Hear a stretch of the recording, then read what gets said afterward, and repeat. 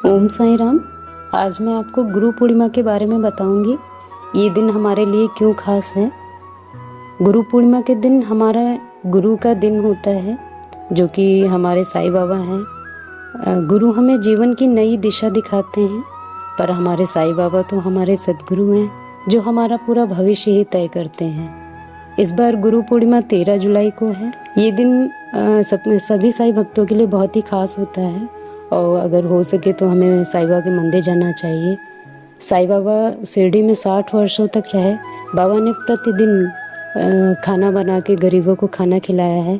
तो गुरु पूर्णिमा का दिन हमारे लिए इसलिए महत्वपूर्ण होता है क्योंकि ये हमारे सद्गुरु साईं बाबा का दिन है, और बाबा ने प्रत्येक दिन सबको भोजन कराया है गरीब लोगों को। तो इस दिन हमें अन्नदान जरूर करना चाहिए, खासकर गरीब लोगों को भोजन कराना चाहिए।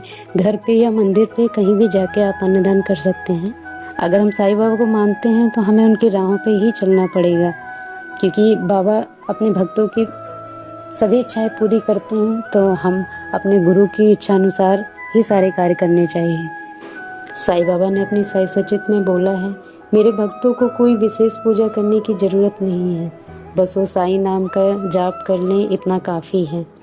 जिसने भी एक बार बाबा को अपना गुरु मान लिया, बाबा उसके जीवन की नैया स्वयं पार लगा देते हैं। साईं बाबा अपने भक्तों के सारे कार्य स्वयं करने लगते हैं।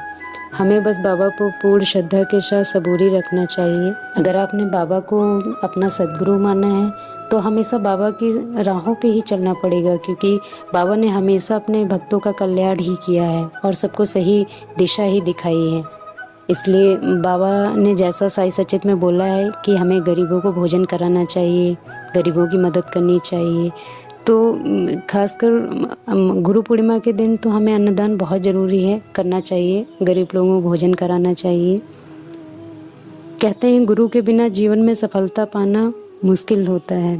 जब तक हमें जीवन में सही दिशा दिखाने के लिए कोई सहारा या गुरु नहीं मिलता है, तब तक हम जीवन में भटकते रहते हैं, संघर्ष करते हैं, जीवन दिशाहीन रहता है।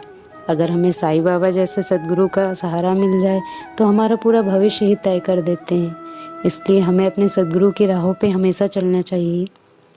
और बाबा के बारे में जानकारी कहाँ से मिले, इसलिए आपको साई सच्चित ज़रूरी है पढ़ना। अगर डेली नहीं पढ़ सकते हैं तो आप थर्सडे को ज़रूर 1-2 चैप्टर पढ़ सकते हैं। साईं बाबा ने अपने जीवन में सिर्फ 2 ही मंत्र दिए हैं, श्रद्धा और सबूरी। हमें अपने गुरु पर दृढ़ विश्वास रखना चाहिए और सबूरी भी रखनी चाहिए, कर्म करते रहना चाहिए, और उसके साथ में फल की चिंता किए बिना सबूरी रखनी चाहिए। सही समय आने पर बाबा अपने भक्तों को वही देते हैं जो सबसे अच्छा होता है उनके लिए।